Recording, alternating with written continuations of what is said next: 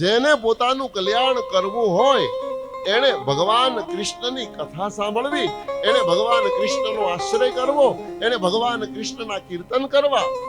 શૃણવતામ સ્વકથામ કૃષ્ણ પુણ્ય શ્રવણ કીર્તન. કૃષ્ણને શરણે જનારો ક્યારે નિરાશ્રિત થતો નથી. કલ્યાણનો કરનારો આ જગતમાં દેવ કૃષ્ણ. કૃષ્ણના ચરણમાં જાઓ. ટૂંકમાં કહું તો સત્સંગ કરવાથી માનવને સહજમાં મુક્તિ મળે. સત્સંગ કરે એનું કલ્યાણ થાય. હાવ સાદા ભાષામાં. હવે સત્સંગ એટલે માત્ર આ વ્યાસપીઠ ને શ્રોતા આટલો સત્સંગ નથી. સત્સંગ શબ્દ બહુ વ્યાપક છે. કોઈ પણ રીતે ભગવાનની સાથે જોડાઈ જવું, આ બધો સત્સંગ. કોઈ પણ મારી ને તમારી 5 જ્ઞાનેન્દ્રિય, 5 કર્મેન્દ્રિય અને 11મું મન, આ 11 વસ્તુ કોઈ પણ રીતે ભગવાનની સાથે જોડાઈ જાય એનું કલ્યાણ થાય.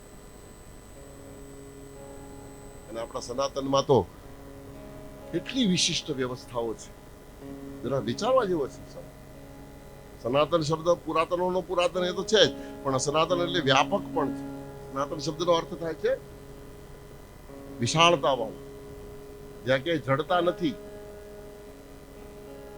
અને આવાદી ભાષામાં કહું તો આપણને ચોઈસ આપવામાં આવી છે, ઓપ્શનો આપ્યા છે. આ ગમે તો આ કરો, આ ગમે તો આ કરો, આ ગમે તો આ કરો.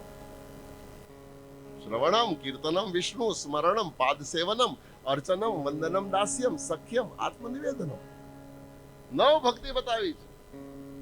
શ્રવણમાં રુચિ હોય તો સાંભળો, રુચિ નથી કોઈ વાંધો નહીં, કીર્તનમ કીર્તન કરો. કીર્તનમાં ઇન્ટરેસ્ટ નથી, નો પ્રોબ્લેમ. સ્મરણમ, ઘરના ખૂણામાં બેહીને ગૌમુખીમાં હાથ નાખીને રામ રામ રામ રામ લખી લે, એ પણ સત્સંગ છે. શ્રવણમ કીર્તનમ વિષ્ણુ સ્મરણમ પાદ સેવનમ. અને એમાંય રુચિ ના હોય તો ભગવાનની નાની મૂર્તિ ઘરમાં લઈ આવે અને એની રોજ સેવા કરે, એની રોજ પૂજા કરે. પાદ અર્ચન, અર્ચનમ વંદનમ. પણ હૃદયમાં એ કાંઈ ન આવડે, એમાં પણ ક્યાંય રુચિ ના હોય તો હૃદયમાં એવો ભાવ લાવ, દાસ્ય ભાવ, કે હું ભગવાનનો દાસ છું, મારો માલિક ભગવાન છે. ઈ જ મને સવારે ઉઠાડે છે, ઈ જ હું જ્યારે જમું છું એનું બધું પાચન કરે છે, ઈ જ પાછો બપોરે ભૂખ લગાડે છે, ઈ જ પાછો બપોર પછી પચાવી દે છે, ઈ જ પાછો રાતે ભૂખ લગાડે, ઈ જ પાછો રાતે મને ઊંઘ આપે, અને ઈ જ પાછો સવારે તાજો માજો કરીને ઉઠાડે. અને આ હકીકત છે. આમાં કઈ આ બધું કોણ કરે છે? પડે પડે મારો ને તમારો આ કારભાર કોણ કરે છે? આપણે એને માનીએ કે ન માનીએ, બાકી ઈ આપણને માને છે. અને ઈ જેથી માનતો બંધ થાય તેથી આપણા હગાવાલા ભેગા થાય, લાડવા કેદી કરવા એ નક્કી થાય.